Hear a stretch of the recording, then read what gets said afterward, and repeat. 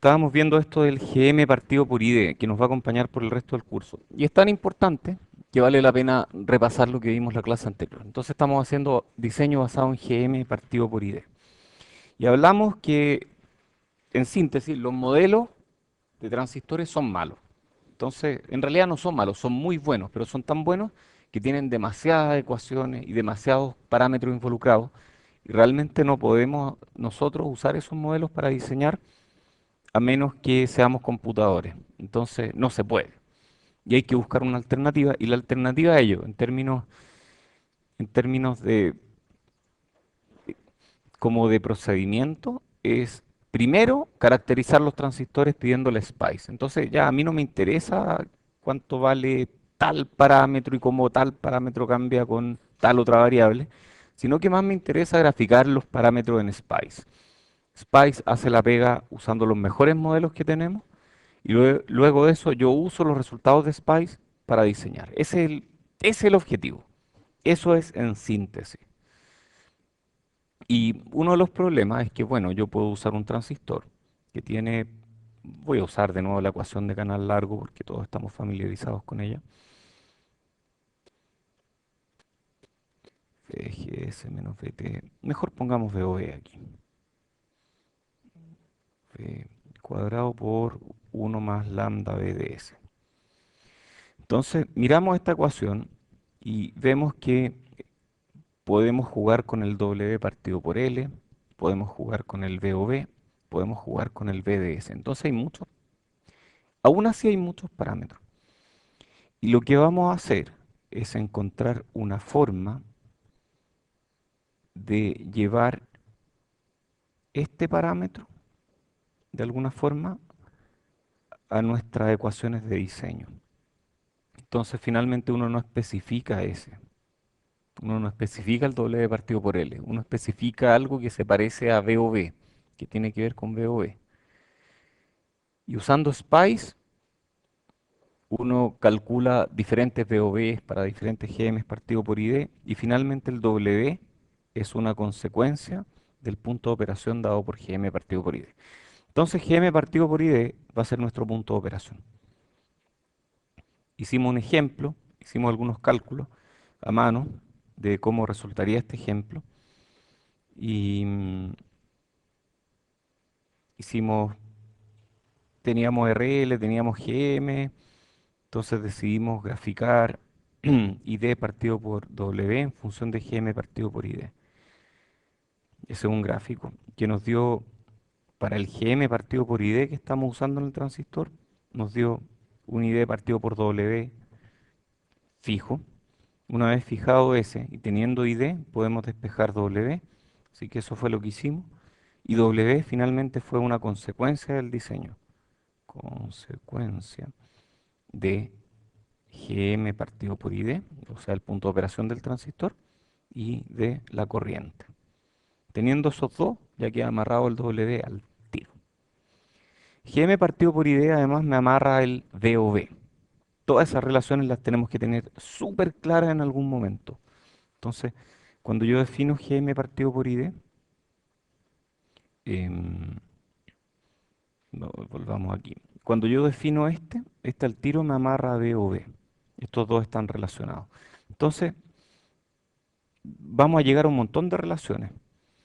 GM partido por ID está relacionado con VOB.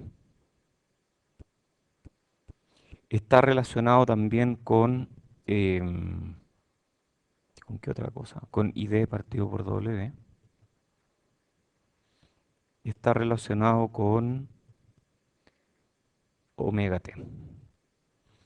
Entonces, a partir, si yo defino un GM partido por ID para un transistor, por ejemplo, yo digo que el GM partido por ID de un transistor va a ser 10 milisiemens por miliamper, eso inmediatamente me fija el VOB, inmediatamente me fija el voltaje overdrive. GM partido por ID también inmediatamente me fija la densidad de corriente e inmediatamente me fija la frecuencia de tránsito. De tránsito. Oye, en el pasado he intentado diferentes formas de explicar esto. Al final todos terminan entendiéndolo con más o menos dificultad. Pero se me acaba de ocurrir otra forma de verlo, así que lo voy a mencionar. ¿Alguien ha cocinado alguna vez? ¿Sí? Yo no, yo soy pésimo cocinando, terrible. Pero, pero hay una cosa que sé, y es que las recetas vienen definidas para un cierto número de personas. ¿Han cachado eso, no? Para 6 personas, use esta receta. ¿Ah? Es mentira, sí. Pero eso dicen. Entonces, hola, Felipe, estamos hablando de cocina. Eh, sí, es para explicar algo. Entonces, las recetas vienen definidas, eh, por ejemplo, para un número de personas, para 6 personas o para 4 personas. Y si yo quiero cocinar para 8, tengo que multiplicar esa receta por un cierto valor. Las proporciones no cambian en las recetas de cocina, ¿cierto? O sea, yo no puedo cambiar las proporciones porque cambia el sabor, cambia el desempeño, ya están cachando, ¿no? Cambia el desempeño. Entonces, las proporciones no las puedo cambiar. Lo que sí puedo cambiar para cambiar el número de personas al que va a ir enfocada la receta es I sub D. Y al cambiar I sub D, inmediatamente me fija la capacitancia, me fija el GM, me fija el ancho. Pero hay una parte del diseño que es respecto a las proporciones. Y esa parte que depende de las proporciones no tiene nada que ver con I sub D. Aquí I sub D no juega un rol. I sub D me define finalmente el tamaño del transistor, como dice aquí, la corriente por la que va a circular y el desempeño en términos absolutos que va a tener. Pero el sabor que va a tener ese transistor en ese circuito está definido por estas relaciones que no dependen de I sub D. Hay preguntas. Sí.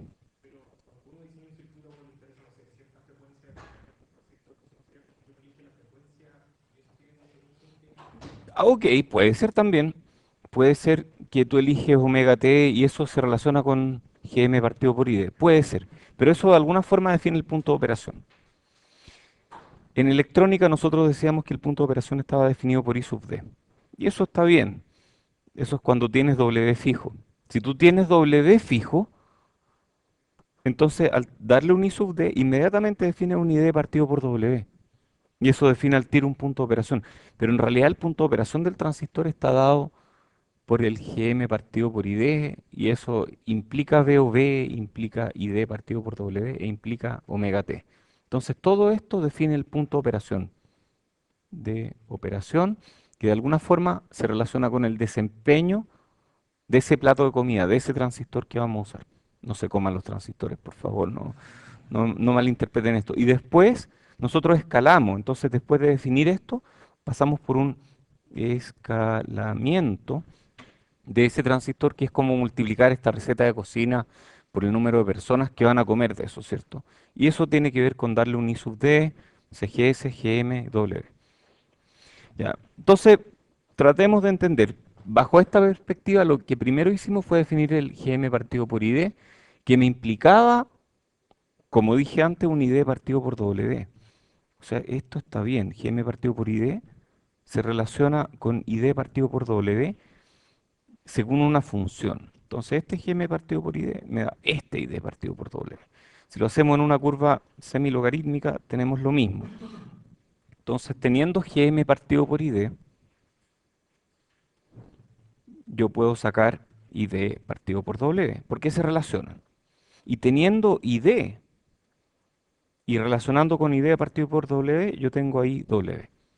De ahí yo saco el W. Entonces, el ancho finalmente es una consecuencia de cómo quiero que opere el transistor y a cuántos va a servir ese transistor, qué capacitancia de carga va a tener, qué corriente va a tener. Entonces después lo verificamos con Spice. Quedamos aquí, ¿o no? Sí, parece. Sí, y yo dije, lo vamos a verificar, hicimos este circuito, algunos le dieron una vuelta a esto y entendieron que esto de aquí en realidad es un Thevenin. Porque esto de aquí es un transistor conectado como diodo, los transistores conectados como diodo tienen un VGS y además tienen una impedancia incremental de salida. Y esa impedancia incremental es uno partido por Gm. Los que no recuerden pueden hacer el cálculo en pequeña señal, sale el tiro. Uy, me sonó, yo nunca puedo hacer que me suenen los dedos. Y pusimos esta fuente en serie, que en el fondo es poner en serie con esta, o sea, es poner una fuente DC más una fuente AC. O sea, en términos em, de ejemplo académico, esto funciona muy bien. Entonces ahí está nuestra entrada montada sobre el nivel DC adecuado y estamos alimentando nuestra carga y corremos la simulación y la corriente nos dio un poquito más grande. La razón de ello es que este VDS es igual a VGS. En cambio, este VDS aquí está fijo por el 2,5 volts que queríamos. Entonces, necesariamente la corriente va a ser distinta, un poco distinta. El GM es un poco distinto también. Nosotros habíamos calculado que queríamos GM de 12,6 milisiemens. Y ese era el que queríamos. Y nos dio 13,6. Entonces, este es un poco más alto de lo que queríamos. Este es un poco más alto. Pero el GM partido por ID nos dio muy cerca de lo que queríamos. Porque nosotros queríamos 3,15. ¿Se acuerdan? 3,15. Y aquí nos dio un poquito distinto, pero está muy cerca. ¿Dónde aparece el GM partido por ID aquí? Ah, hay que calcularlo, ¿cierto? Hay que agarrar GM, hay que agarrar ID y se dividen. Y dividiendo esos dos, tenemos GM partido por ID. Muy bien, pues. Miremos la respuesta AC. Ah, nosotros habíamos apuntado a... Lo importante era el desempeño que queríamos obtener. Nosotros queríamos un ADC de -2, ¿cierto? Y queríamos una frecuencia, un ancho de banda de 100 megas. -2, ¿cuánto es en decibeles? 6 decibeles, ¿cierto? Bueno, quedamos casi, ¿ah? Quedamos muy cerca de los 6 decibeles, lo cual es muy bueno. Y el ancho de banda nos dio 102 megas, que es solo un 2% de lo que queríamos obtener. Entonces, realmente le dimos justo donde queríamos. Lo logramos. Hicimos un diseño dejando fuera el mono de Spice, porque no hubo que iterar. Chao, mono de Spice, no hubo que iterar. Agarramos el GM partido por ID, que habíamos definido de alguna forma, lo habíamos fijado de alguna forma, de ahí sacamos un montón de otros parámetros y Spice nos dio la respuesta que esperábamos ver. Entonces fue muy bueno. Oye, em, cabe preguntarnos, ese gráfico de densidad de corriente de ID partido por W, esa es densidad de corriente, versus GM partido por ID, ¿cambia con VDS? La respuesta es casi nada. Entonces, nosotros aquí tenemos unas curvas con diferentes VDS y vemos que los gráficos de GM partido por ID son prácticamente independientes de VDS. Por lo tanto, VDS pareciera, vuelvo aquí, que no está jugando un rol en ninguna de estas. Estas de aquí son independientes de BDS, o sea, GM partido por ID implica BOB independientemente de BDS, implica ID partido por W independientemente de BDS, e implica omega T independientemente de BDS. Sin embargo, hay otro de aquí que no mencioné, que es AB, la ganancia intrínseca. Y esa sí depende de BDS, a diferencia de estas otras tres. Entonces, cuando hagamos gráficos de GM partido por ID versus lo que sea, los de B o B no dependen de BDS, los de ID partido por W no dependen de BDS, los de omega T tampoco, pero los de ganancia intrínseca sí van a depender de BDS. Entonces va a haber que meter ese parámetro de alguna forma. Ya, sigamos donde íbamos.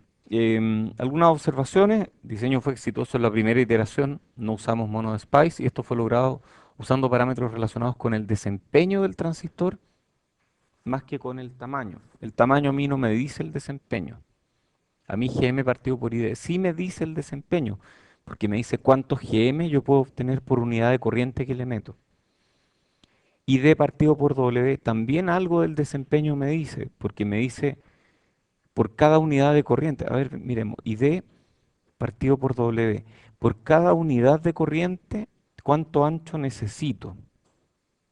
Y el ancho, a su vez, se relaciona con las capacitancias. Y las capacitancias hacen que el transistor sea más lento. Entonces, de alguna forma, aquí hay un parámetro de desempeño metido.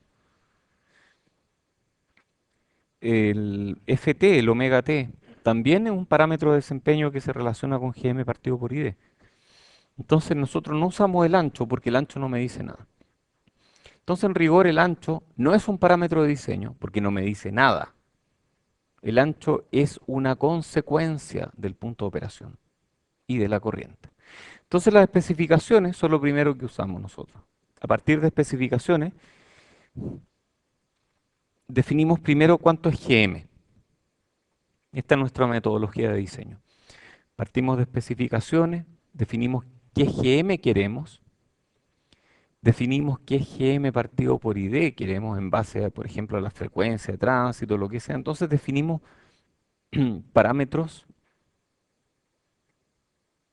que se relacionan con desempeño directamente. W no se relaciona con desempeño. Luego de eso, una vez que tenemos todo eso amarrado, como consecuencia de ello, aparece W. W es una consecuencia de los parámetros de desempeño del transistor. Y con el W correcto, nosotros vamos a hacer simulación en Spice y esto es tirar y abrazarse prácticamente, ¿cierto? ¿Sí?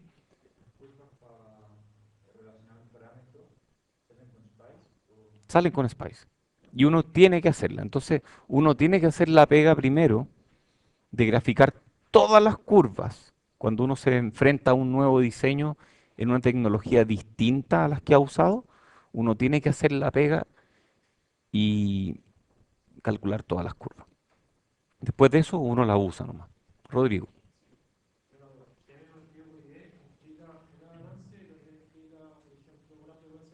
Sí,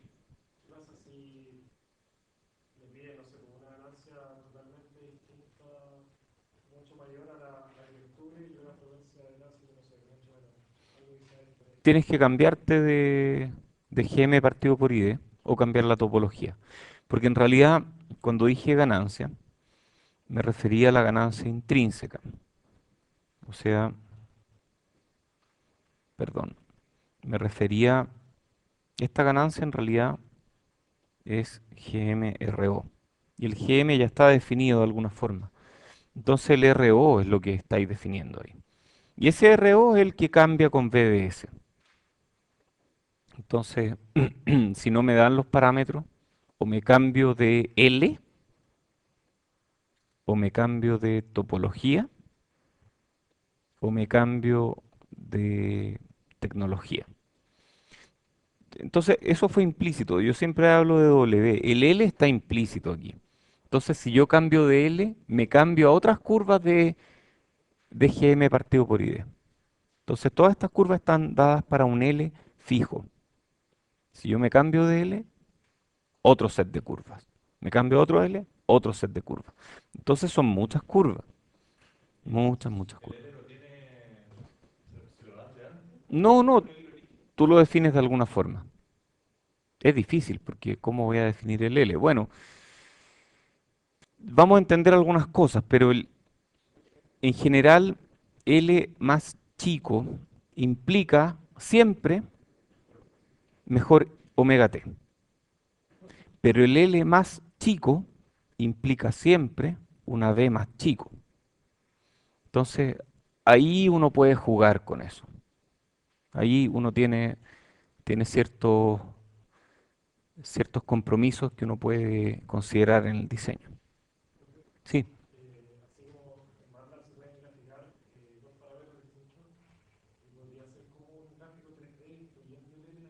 por supuesto, puede hacer gráficos 3D. Son más difíciles de interpretar, pero sí puede hacerlo. Oye, Este flujo de diseño lleva algo implícito que me gustaría explicitar. Uno es que las especificaciones pueden estar dadas por el problema. Yo a partir de esto, por ejemplo, puedo elegir una topología, hacer el análisis en pequeña señal para esa topología y llegar a un set de ecuaciones de pequeña señal. Entonces yo elijo primero topología, eso en base a criterio, en base a experiencia. Después análisis pequeña señal. Y ese análisis en pequeña señal es un análisis a mano. O sea, yo a mano calculo que la ganancia va a ser el producto entre este GM por este R en paralelo con este otro R, etcétera. Calculo que el ancho de banda va a ser, por ejemplo, este GM partido por este C algo. Después de eso, después de que tengo todas esas ecuaciones, las meto en MATLAB y hago algún tipo de script que me ayude a llegar al óptimo. Por ejemplo, un script que haga una búsqueda exhaustiva sobre todo el espacio de diseño. ¿Entiendes lo que me refiero con espacio de diseño? ¿Qué es el espacio de diseño? Exacto. Entonces, un gran for suelen ser un gran for con un parámetro, otro parámetro, otro parámetro. De ahí, si quieren jugar con, no sé, con optimización convexa, por ejemplo, o lo que sea, pueden hacerlo. Pero típicamente es un gran for corriendo en MATLAB todas las posibilidades. Y ahí ustedes terminan definiendo el punto óptimo. Y ese punto óptimo depende de estas curvas de Spice. Entonces, como que MATLAB tiene que llamar a esas curvas de Spice, ¿cierto? Porque si yo defino un GM partido por ID, tengo que saber qué FT corresponde a ese GM partido por ID. Entonces hay curvas que me relacionan esas y esas son las que yo precomputo, ¿cierto? Esas son las que yo tengo que calcular primero. Luego de que MATLAB me define todos los parámetros, yo recién tengo los tamaños de los transistores y de ahí voy a Spice. Entonces esta parte de aquí es puro MATLAB o Scilab o Python o lo que sea.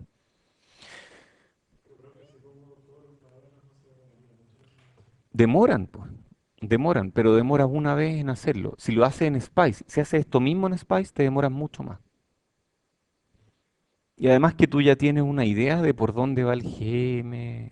Entonces, exacto. En Spice tú juegas con W. Ni idea cómo W impacta GM, entonces realmente tienes que cubrir un rango mucho más grande y con una menor idea de lo que está pasando. Entonces, tú podrías hacer un punto step en Spice, ¿cierto? Tú puedes hacerlo. Tú puedes correr un script en Python, por ejemplo, que llame a Spice cambiándole W varias veces al circuito y puedes hacerlo. Y eso es realmente un mono de Spice, porque no tienes idea de lo que estás haciendo. En cambio, de esta forma uno tiene mucho más controlado el, el punto donde va a estar operando el transistor, tiene mucho más claras las especificaciones porque están pasando por parámetros de desempeño. Si tú te saltas la parte de MATLAB y vas directo a Spice, tienes que modificar W y Ls y corriente, pero eso no te dice nada directamente respecto del desempeño. Yo creo que ya están más o menos entendiendo para dónde vamos. La única forma de aprender bien esto es haciéndolo.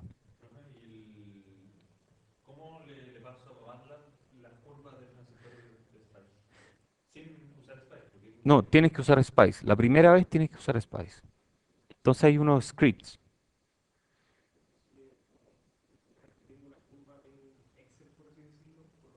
Sí, pero mejor hacerlo en MATLAB y no en Excel.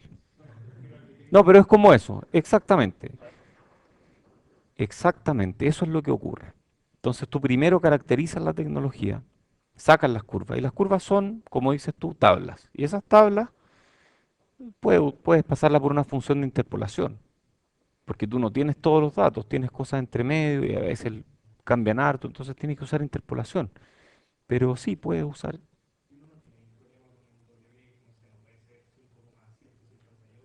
Sí, tú después tienes que ajustarlo y eso es importante. ¿Ah? No, no puedes usar cualquier valor. Sí, de todo, de todos los L. No es fácil, ¿ah? Requiere algo de criterio, requiere entender lo que estás haciendo. En la realidad nosotros solamente caracterizamos como un solo transistor y le cambiamos el VGS. Claro, Si yo tengo toda una topología, tengo que saber cómo es geométricamente, algo así.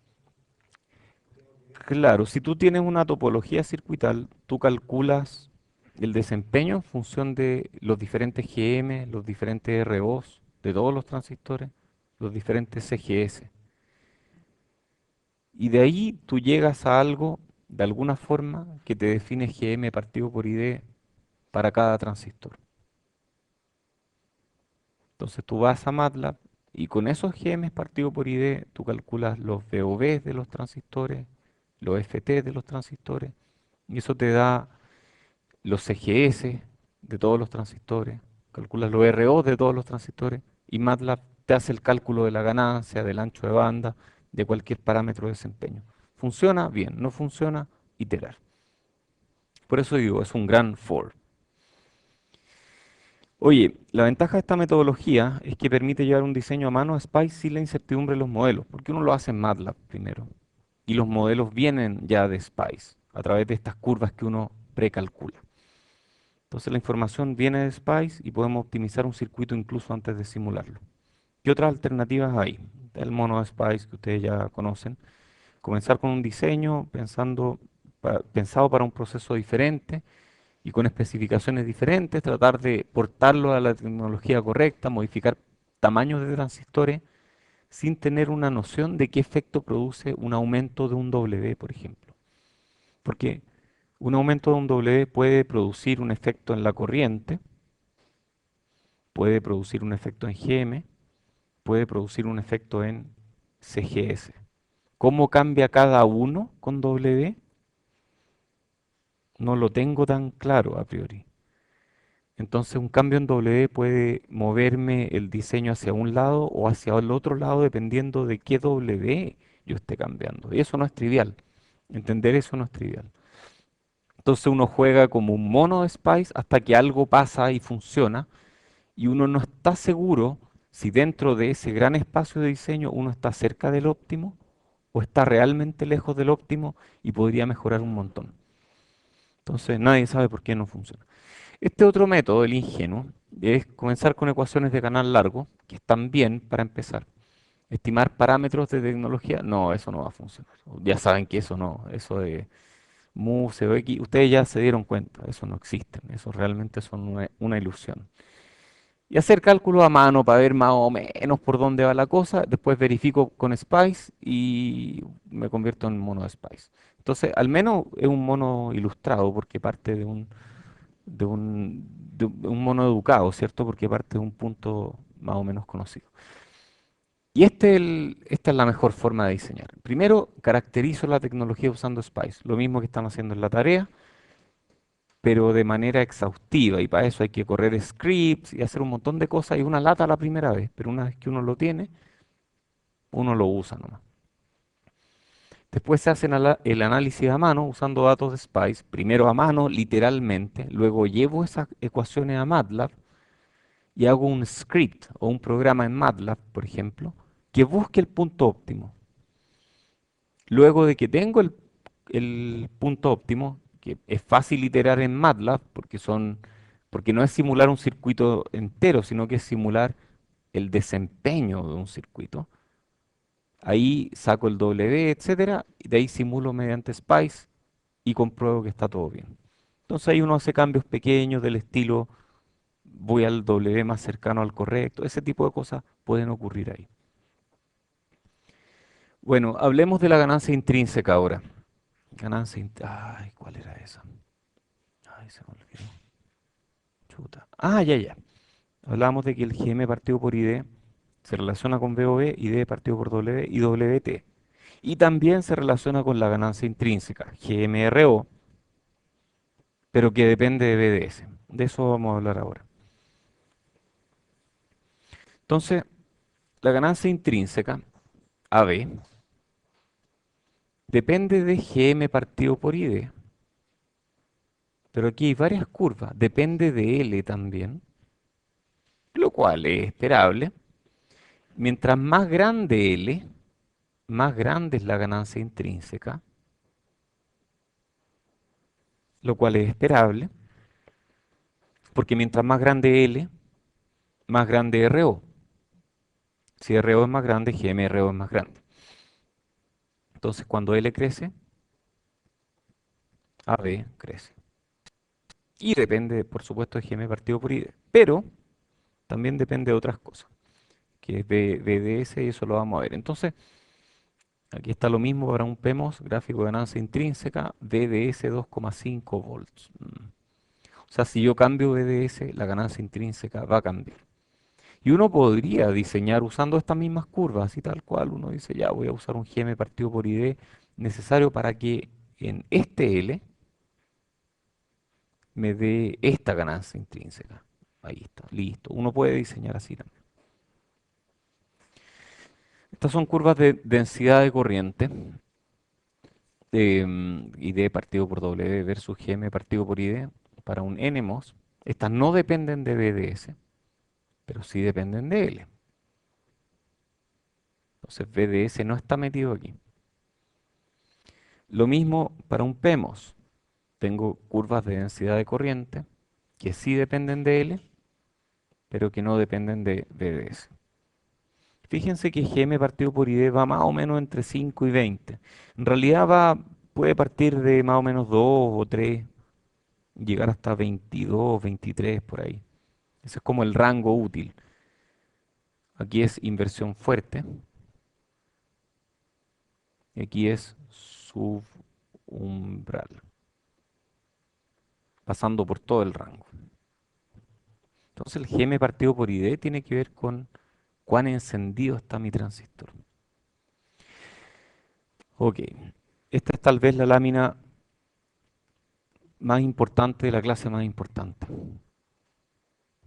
Y esta va a tomarnos un rato entender, ¿ah? Entonces aquí dibujé tres transistores. Dibujé un transistor que tiene, lo estoy mirando, ¿ah? Aquí está. Tiene un W, tiene un L, perfecto. Y va a pasar una corriente, I sub D. Y lo voy a dibujar con varias rayitas porque en realidad esa corriente pasa un pedacito de la corriente por una especie de corte del transistor, pasa otro pedacito de corriente por otro. Bueno, pasa. Entonces estas rayas en realidad se juntan y se mezclan, pero da lo mismo. Podemos asumir como que una parte de la corriente se va por aquí, otra parte se va por aquí. Entonces dibujo varias rayitas. Entonces este transistor que tiene un W, tiene un L y tiene una corriente definida, yo le puedo calcular un, no, antes de eso, un ID partido por W, ¿cierto? ID partido por W. Porque tengo un ID fijo, tengo un W fijo, entonces este transistor tiene un ID partido por W. Por lo que veíamos antes, parece que también tiene un GM. Si tiene un ID y tiene un W, tiene un GM fijo. Entonces también tiene un GM partido por ID fijo, ¿cierto? Tiene un CGS, sí, tiene un CGS fijo que depende del W, sí, tiene un CGS. Entonces también tiene un FT, que es GM partido por CGS, un omega T mejor, que es GM partido por CGS, ya. Entonces tiene estos parámetros tal cual. Tiene una corriente ID, tiene un GM también, ¿cierto? Tiene un GM, tiene un ancho W fijo, tiene un CGS, etcétera. Ya. No he dicho nada nuevo aquí. Supongamos que ponemos otro transistor al lado, que tiene el mismo GM partido por ID. Ah, se me olvidó decir algo, tiene un VOB también. Porque si yo definí GM partido por ID, también tiene un VOB fijo. Perfecto. Yo pongo otro transistor al lado, que tiene el mismo ID,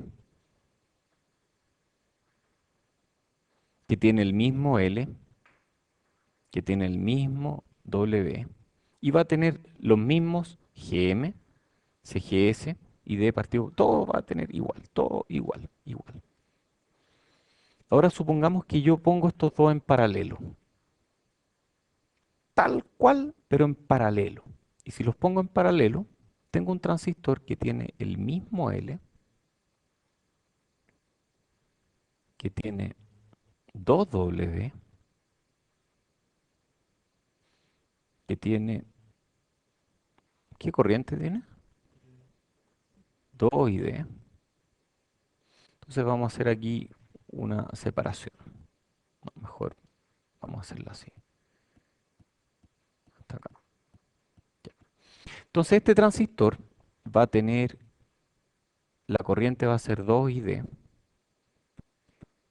el ancho va a ser 2W, GM va a ser, a ver, ¿cómo definíamos GM? GM era, sí, sí, esa es la forma en que lo obtenemos, pero en realidad GM, la definición viene de variaciones de corriente versus variaciones de voltaje. Y si yo varío el voltaje aquí, va a variar la corriente de alguna forma y tengo un GM.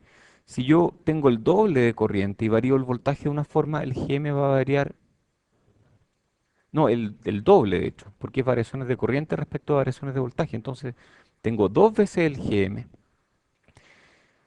Si es más grande el transistor, tiene más área, ¿qué pasará con la capacitancia?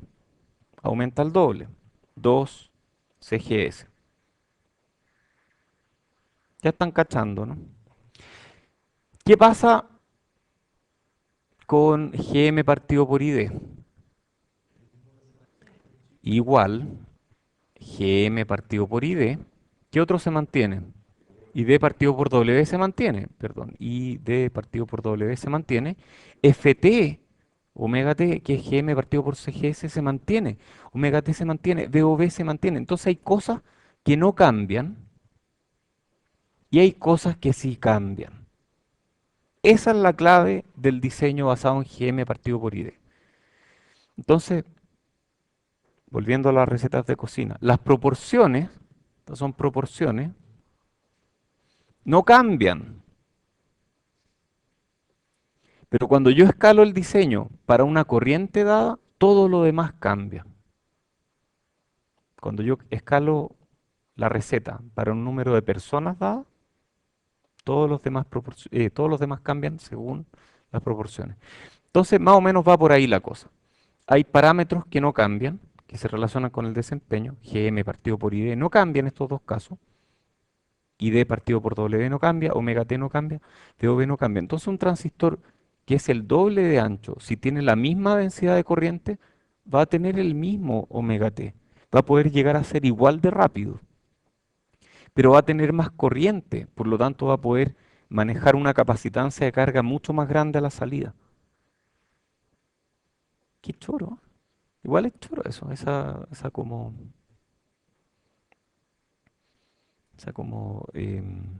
escalamiento. ¿Qué más podemos decir de aquí? La ganancia. Bueno, em, a ver, este transistor es igual de largo que el otro, entonces probablemente la resistencia de salida va a cambiar no debido al largo, es el doble de ancho. Si un transistor es más ancho, es como tener dos transistores en paralelo. Si uno tiene dos transistores en paralelo, ¿qué le pasa a la resistencia de salida? Baja. Entonces el RO baja. Estos gallos tenían RO, pero este tiene RO medios. Pero tiene 2 GM. Y si multiplico 2 GM por RO medios, me queda el mismo GM RO que acá. Entonces estos tienen un AB igual que este AB. En un caso, GM creció, RO bajó, pero el producto se mantiene. Entonces la ganancia intrínseca es algo que depende del punto de operación y, y bueno, yo puedo escalar GM, puedo escalar RO, pero el producto entre ambos no va a cambiar aunque yo escale el transistor. Perdón, primero Rodolfo.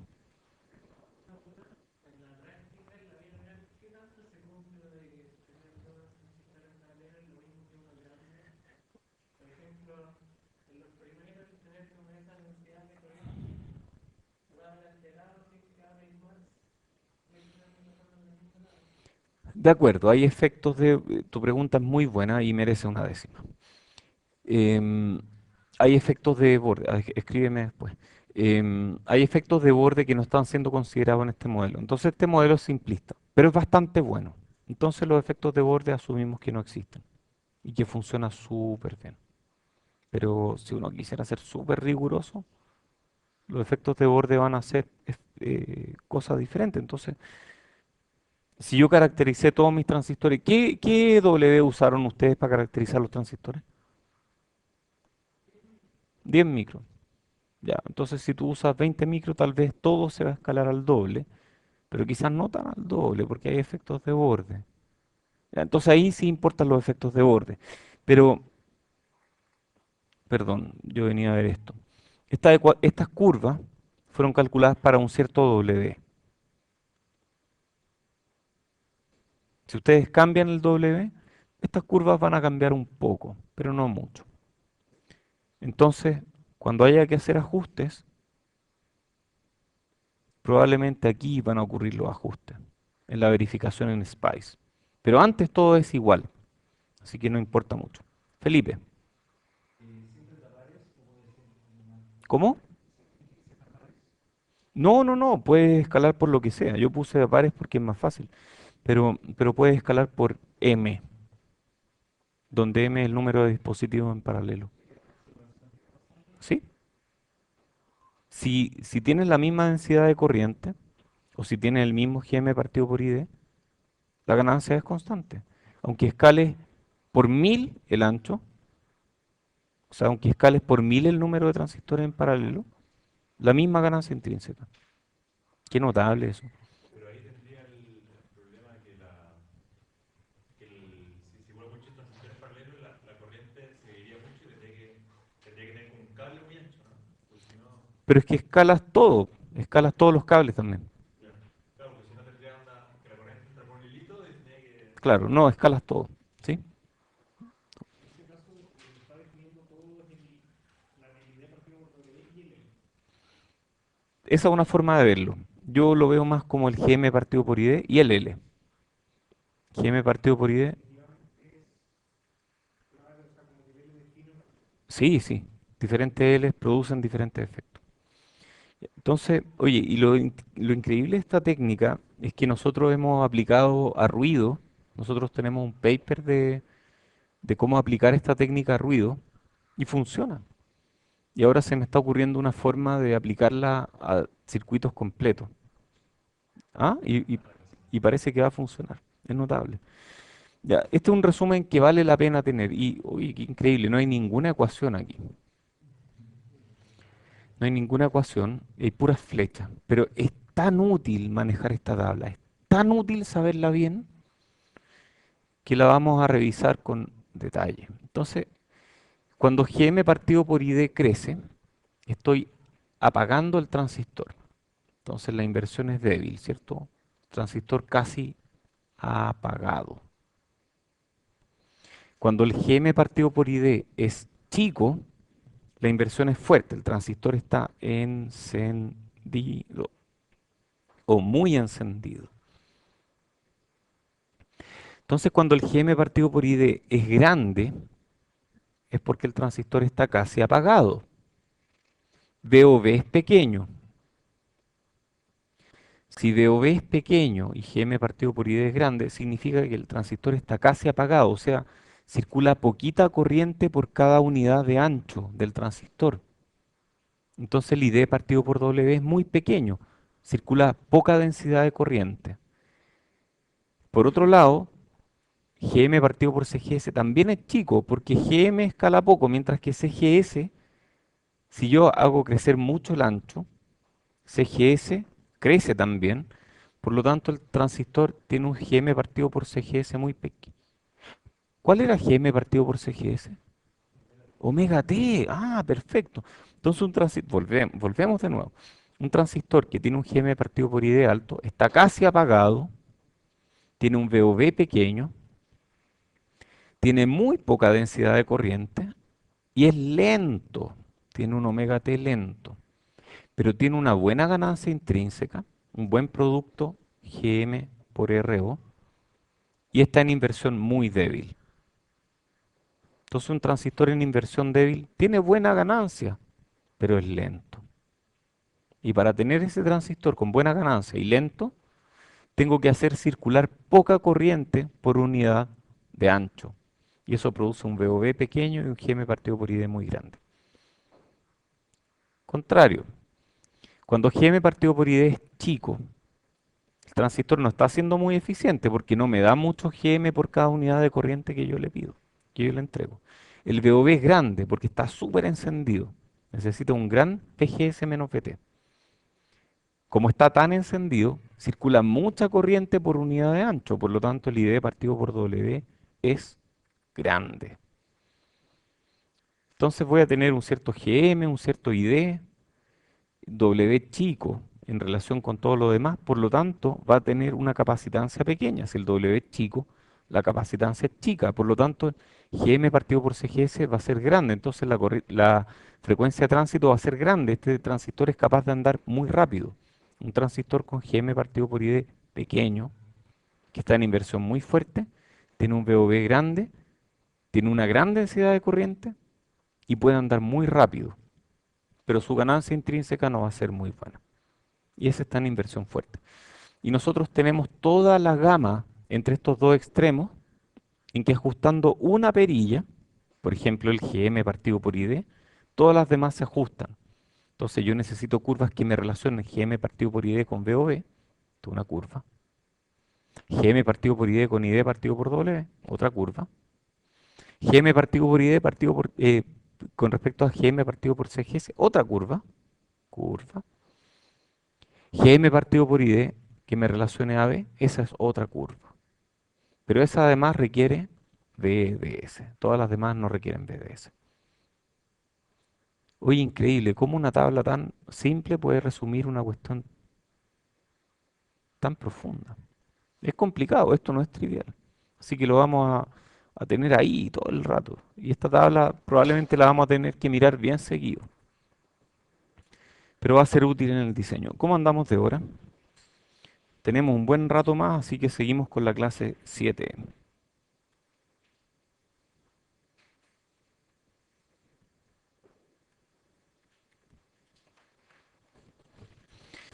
Hablemos ahora de capacitancias extrínsecas. Hay una lectura aquí del Gray para explicar el tema de las capacitancias extrínsecas. Entonces vamos a utilizar esta técnica que acabamos de aprender, que está nuevecita, todavía no le hemos sacado el partido que podemos sacarle. Vamos a tratar de entender los transistores en función de eso. Oye, esa tabla que vimos recién, guárdenla. Ténganla ahí, pónganle una marquita o algo. Un bookmark de esto. Pónganle un post-it de esos que, para que puedan mirarla cada rato porque va a ser útil. Entonces, vamos a ver esta técnica de nuevo en el diseño de otro amplificador, pero vamos a llegar a un punto en que nos vamos a decepcionar, porque hay algo que no va a funcionar. Y vamos a ver que el modelo de transistor que estamos usando está incompleto porque hay cosas que no están siendo bien modeladas. Entonces vamos a estudiar las capacitancias parásitas. Entonces vamos con este segundo ejemplo, que es parecido al anterior. Tenemos una fuente de voltaje DC que define el VOB. Entonces ahí al tiro ya nos definió el GM partido por ID de este transistor. Tenemos VI. No, un momento, para el GM partido por ID en realidad falta el W, que eso es algo que queremos encontrar. Tenemos una entrada, tenemos una resistencia de Thevenin aquí. Tenemos una corriente. Tenemos un RL. Aquí no hay un CL. Y la razón de ello es, da lo mismo. Un ejemplo académico. Al igual que el anterior, pero este apunta a buscar otra cosa. Entonces, podemos hacer un HDS rápidamente Uy, qué buena, a ver. ¿Ustedes habrían podido llegar a este sin hacer un circuito de pequeña señal? A ver, hay una parte que es DC, que es el GM de este transistor, por la resistencia de salida en este nodo, que es RL, paralelo, infinito, paralelo, RO. Ya, ok, esa parte es DC, perfecto.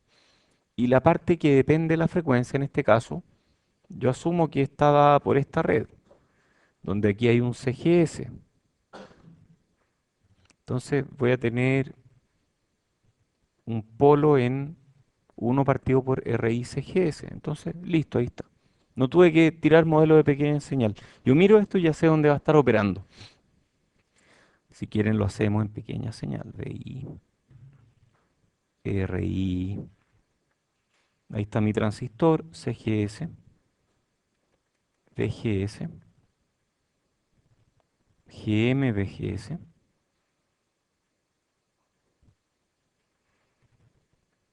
RO, RL. Veo, listo.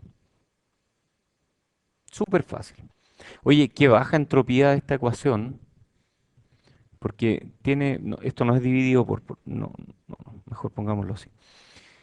Tenemos una parte de C y una parte que depende de la frecuencia. Y esto llega al valor máximo 1, está perfecto. Aquí uno ve, uno mira esta ecuación y ve al tiro el polo. En cambio, en esta de aquí uno ve al tiro qué efectos produce un aumento en RL o una disminución de RL o de lo que sea. Entonces, muy bueno. Ya, queremos diseñar este circuito para tener una ganancia de C de -4, una corriente menor o igual a 1 miliamper, para una resistencia de carga de 1 kilo y una resistencia de entrada de 10 kilos. Y vamos a proponernos maximizar el ancho de banda. Eso lo vamos a proponer desde ahora. Entonces, hacemos cálculo a mano. Gm partido por Gds, que es la ganancia intrínseca del transistor, esto es lo mismo que Gm por Ro, es mucho mayor que la ganancia DC que yo quiero obtener. La ganancia DC es 4. GMRO siempre es mucho mayor que 4. Probablemente va a ser mucho mayor que 4. Entonces yo puedo obviar RO y decir que RO paralelo RL va a ser parecido a RL. Entonces vamos a simplificar la ecuación. Entonces la ecuación me queda así. HDS menos GMRL, RO se fue, por 1 partido por 1 más S RI CGS. Y yo quiero que la ganancia de ese GMRL sea -4. Entonces de aquí yo puedo calcular, dado que ya tengo RL, porque RL era 1 kilo, me lo dieron en el enunciado, yo puedo calcular GM y me va a dar 4 milisiemens. Entonces ya amarré GM. No tengo idea el ancho del transistor.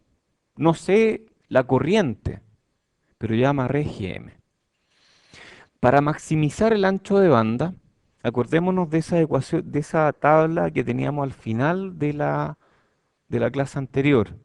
Si queremos maximizar el ancho de banda, probablemente queremos un FT o un omega t grande. Omega t, ¿cierto? Queríamos omega t grande. Y omega t grande implica ID partido por W grande. ID partido, es de a poco va a entrar en la cabeza. ID partido por W grande. Entonces probablemente, ¿por qué? Porque ese va a tener poco W. El W es el que me hace más CGS. Entonces, para maximizar el ancho de banda, hagamos CGS y por lo tanto W lo más chico posible y usar ID partido por W grande. Entonces, eso es posible al usar la máxima corriente ID disponible. Entonces, en esta restricción que teníamos de usar la corriente menor o igual que 1 miliamper, vamos a ponernos en el igual.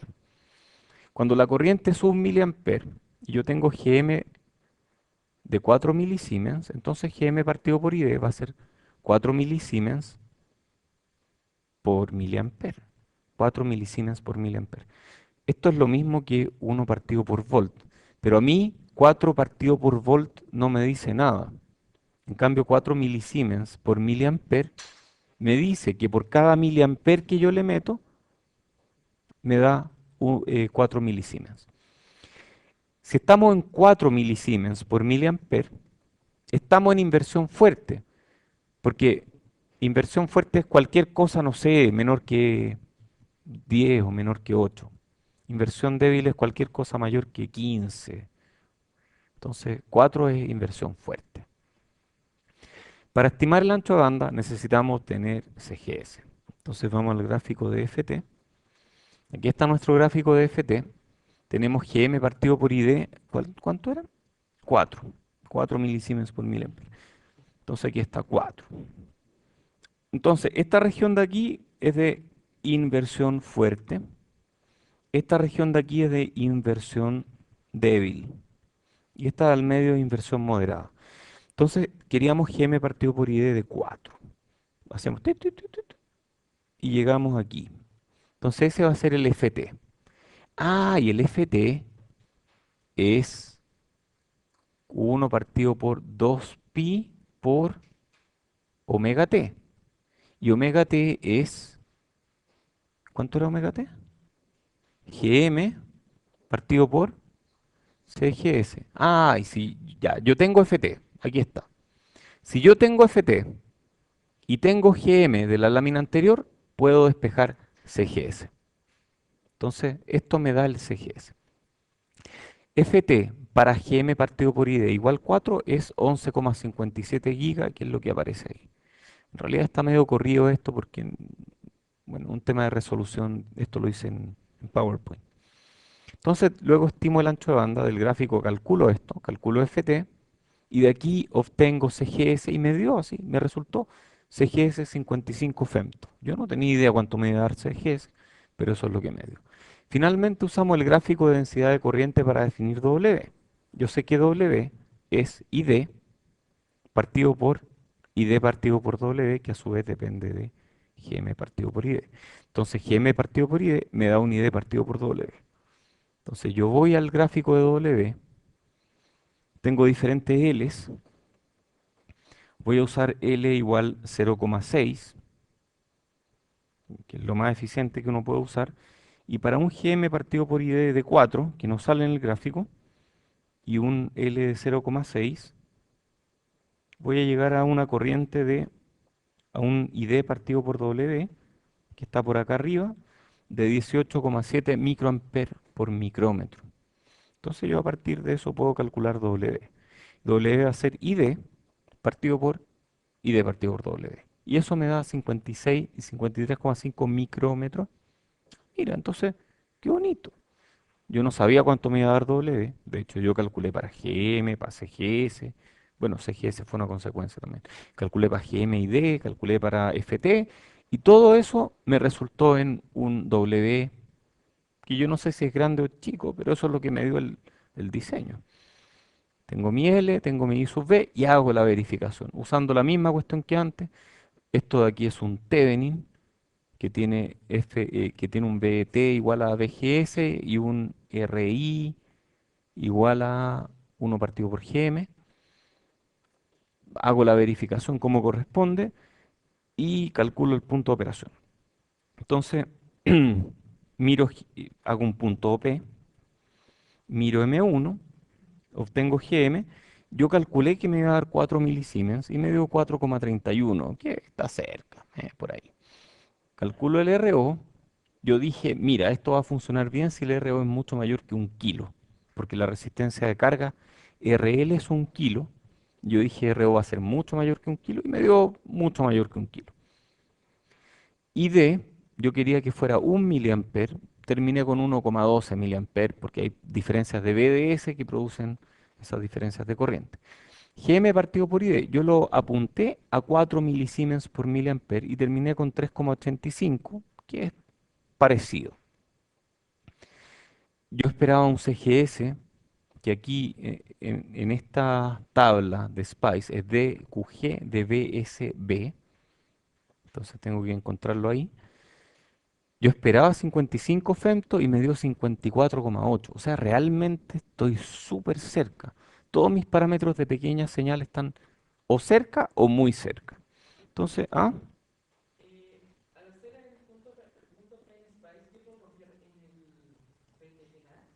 Ese VT es el VT de ese transistor. O sea, lo que tú tengas de VT es una aproximación. Este es el mejor VT que hay. Ujú. Es que en este punto se está saliendo de las especificaciones. Sí, sí, me salió un poco, pero no importa. No, no es terrible. Ya por último, después puedo hacer ajustes incrementales. Pero estoy apuntando a esto. O sea, no me salí mucho. Y después miro la respuesta en frecuencia. Yo quería que me diera 4 la ganancia y me da 12 decibeles, que es 4. Está bien. Y yo calculé la frecuencia de menos 3 decibeles, o sea, la frecuencia de corte, como 1 partido por 2pi por 1 partido por RICGS. Y eso yo calculé que me iba a dar 290 MHz. Miro Spice y me da 132 MHz. Ya está súper cerca, sí, ya sigamos. No, no, esa no pasó piola, ya. Las demás pasaron casi piola, pero esta no. No, hay un problema. Quizás Spice se equivocó, ¿no? Probablemente no, ¿cierto? Hay un problema. Entonces parece que modelamos mal el transistor, parece que cometimos un error. Aunque el CGS que medimos calza perfectamente, porque calzar es un verbo y cuando uno pone adjetivos a verbo en realidad uno pone adverbio, entonces esto debiera ser perfectamente. Uno no trabaja duro, uno trabaja duramente, ¿cierto? Aunque el trabajo es duro, pero uno trabaja duramente. El calce es perfecto, pero calza perfectamente ya. Entonces, aunque CGS medido calza perfectamente con CGS, que nosotros habíamos calculado, 55 femto, hay un tremendo error en el ancho de banda y eso es porque fallamos en mirar algo. Y la razón es que despreciamos las capacitancias extrínsecas que afectan significativamente la respuesta en frecuencia. Entonces, este ejemplo nos lleva a la necesidad de usar modelos de capacitancia mejores. Entonces, miremos cómo son las capacitancias extrínsecas, porque parece que nos equivocamos. Entonces, así el transistor y las capacitancias extrínsecas vienen de dos razones. ¿Cuál era la? Espérate, ¿por qué le llaman extrínseca e intrínseca? Qué raro eso, ¿ah? ¿Qué significa intrínseco? Que no depende de nada externo. Ya, esa es una buena definición en general. Pero en este contexto le vamos a dar otra connotación. Intrínseca es que es fundamental para la operación del transistor. O sea, nosotros queremos que el transistor tenga una capacitancia debida a este COX que aparece. Entonces, aparece algo que se relaciona con COX por W y por L. Y esa es la capacitancia de la compuerta. Y la extrínseca, la intrínseca, tiene que ver con eso. En general, tiene que ver con COX por W por L. La extrínseca es como la parásita. O sea, si pudiéramos hacer mejores transistores, tal vez tendríamos mejores capacitancias extrínsecas. Esa es como la parásita. Que en este caso depende del traslape. Fíjense aquí que hay un pequeño traslape. De hecho, la compuerta es un poco más grande que el canal físico. El canal es más delgado. Este es el L efectivo, ¿cierto?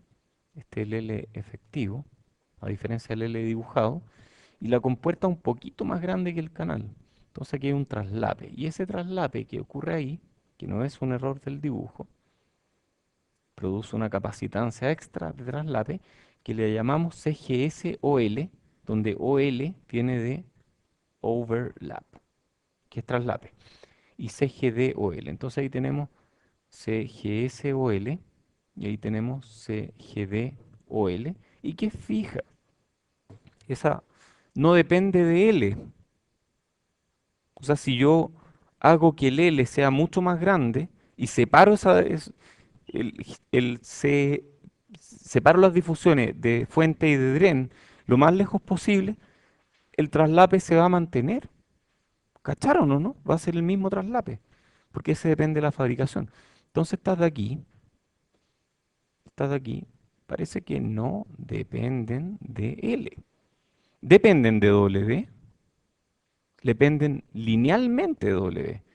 Sí dependen de W, linealmente. Y están las capacitancias de las uniones. Estas las vamos a estudiar con un poco más de detalle. Entonces, yo aquí tengo una unión, esto es P sub, aquí tengo un N más, y aquí hay una unión PN que produce esta región de agotamiento, y esa región de agotamiento se podía modelar como un par de placas paralelas, porque hay un dieléctrico entre comillas, entre medio. Entonces, son estas placas paralelas, y aquí entonces tiene que haber una capacitancia, que es distinta a la capacitancia intrínseca que habíamos visto hace unas clases. Entonces vamos a estudiar estas capacitancias de uniones que son CSB y CDB. La unión CSB por cuerpo y CDB. Entonces esas las vamos a mirar con un poco más de detalle ahora. Tienen dos componentes. Denme un segundo. Dos componentes. Traslape directo, que es el COX por W por LOL. Perdón, estas son las de traslape, sí. Estas sí las íbamos a mirar un poquito. Entonces estas de aquí son las que estamos mirando ahora. Entonces tienen dos componentes. La de traslape directo, que es COX por W por LOL. ¿Cuál será LOL aquí? El largo de traslape que es. Eso ahí, LOL. Perfecto. Esa una. Y la otra es debida al campo del borde. Aquí hay un campo de borde que se llama fringe field, que no es despreciable en tecnologías modernas, porque la compuerta en tecnologías modernas es mucho más grande, entonces las capacitancias de borde son enormes. Entonces pueden ser muy grandes. Sí, que cuando tú tienes placas paralelas, tienes campo ahí, ¿cierto? Pero si estas placas en realidad son de un ancho finito, también hay capacitancias por el borde. La compuerta es enorme para arriba, es súper grande, es del orden de micrómetro, cuando esto es del orden de nanómetro, entonces del orden de un micrómetro es muy grande, muy, muy grande. ¿Sí? Sí, pero tú no sabes eso. Tú podrías saberlo si le preguntas al fabricante, y de hecho se puede saber, pero no va en nuestras ecuaciones. Nuestras ecuaciones van directo a las capacitancias. Entonces, los parámetros de la tecnología del curso, estas son por unidad de ancho, son, para el NMOS, el COL es del orden de 0,2 femtofarad por cada micrómetro de ancho, y eso es independiente de cuán largo es el transistor. PMOS 0,29 femto por micrómetro de ancho. ¿Por qué son distintos? Son transistores distintos. Pueden tener diferencias, no sé, en la fabricación, en esto mismo, quién sabe. No lo sabemos. Pero eso es lo que nos dan los modelos. Así son los transistores. Miremos las capacitancias de uniones. O sea, ya miramos estas. Check. Ahora vamos a mirar estas. Las capacitancias de uniones son más complicadas.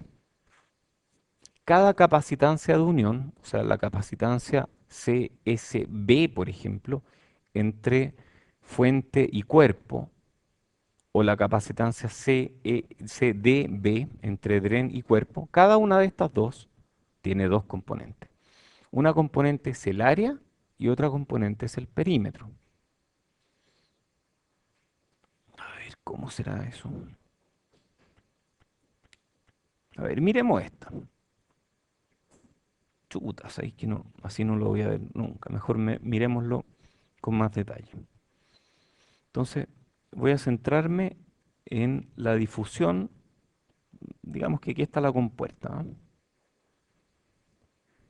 Esa es la compuerta. Para acá está el dren, da lo mismo. Voy a fijarme en esto, que es la difusión. Y la voy a dibujar bien cuadrada. Entonces esto es S, por ejemplo. Y aquí se produce, esto es B, Y aquí se produce una región de agotamiento, ¿cierto? Y esa región de agotamiento produce una capacitancia parásita. Y esa capacitancia parásita se debe a las placas paralelas que hay.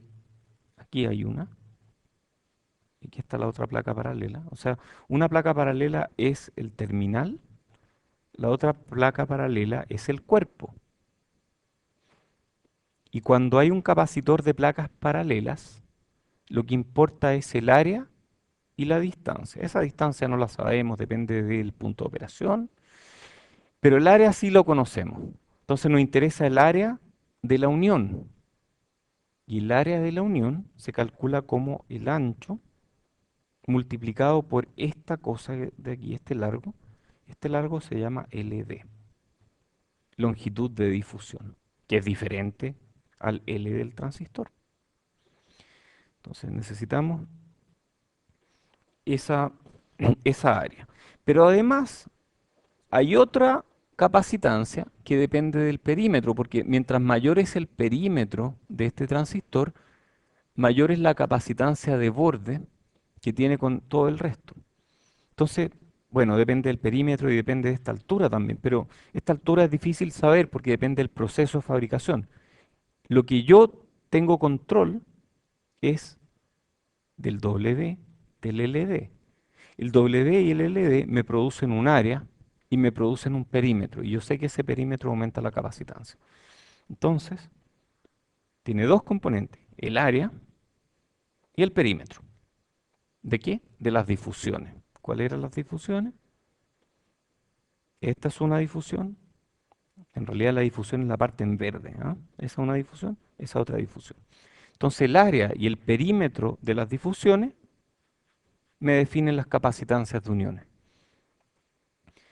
Entonces las capacitancias de uniones dependen del área y del perímetro. Y el área es AS y AD en SPICE. ¿Se acuerdan de eso o no? De ahí vienen. Y el PS y PD, que son esos otros parámetros, son perímetros. Entonces esta es una forma de calcularlo y estas sí son más o menos precisas.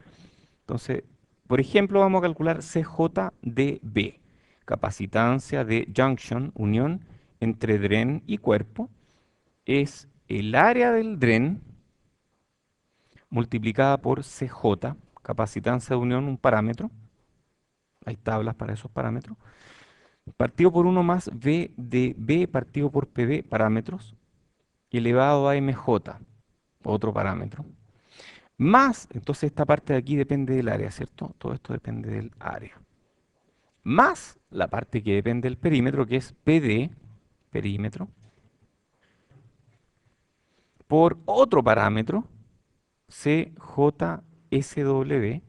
partido por 1 más BDB partido por PBSW, oh, elevado a otro exponente, chuta. Ya, y existen esos parámetros y están para la tecnología del curso. Pero qué feos todos estos parámetros. Uy, son horribles.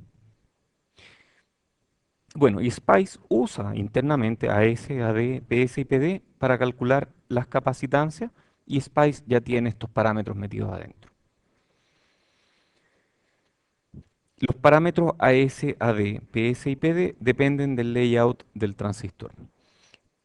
Ojo que nosotros usamos LTSPICE y a LTSPICE hay que darle AS, AD, PS y PD.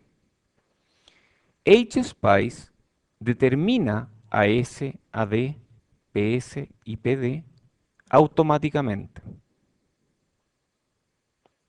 Es más automático, pero uno pierde un poco el control. ¿Cuál es la diferencia entre todos esos spices? HSpice es caro, LTSpice es gratis. HSpice es el estándar de la industria y usa ecuaciones un poquito más precisas tal vez. O usa los últimos modelos de transistores. LTSpice no. Pero LTSpice tiene otras gracias. Por ejemplo, está súper bien mantenido. Hay ecuaciones de LTSpice que si uno las encuentra malas, uno las puede arreglar. De hecho, Tom Lee, ¿se acuerdan de Tom Lee? Que tal vez viene en noviembre, tal vez, digo, todavía no está confirmado. Em, Él le mandó un email a la gente de LT Spice diciéndole, sus ecuaciones están malas. Y ellos las corrigieron, efectivamente las corrigieron y eso funciona mucho mejor ahora. Es curioso, entre estos dos, el primero en usar multicore, según yo recuerdo, fue LTSpice. Oye, y hay otros Spice, está NGSpice, que es open source, creo. Está AimSpice, está otro de Texas Instruments que se llama Tina, y hay muchos más. ¿Y por qué se llama Spice? Yo pensé que Spice era como la marca No, no, Spice viene de Software for, ¿cómo es? Integrated Circuit Emphasis. Simulation Program, eso es, Simulation Program for Integrated, with Integrated Circuit Emphasis. Eso era, eh, salió de otro que se llamaba Cáncer,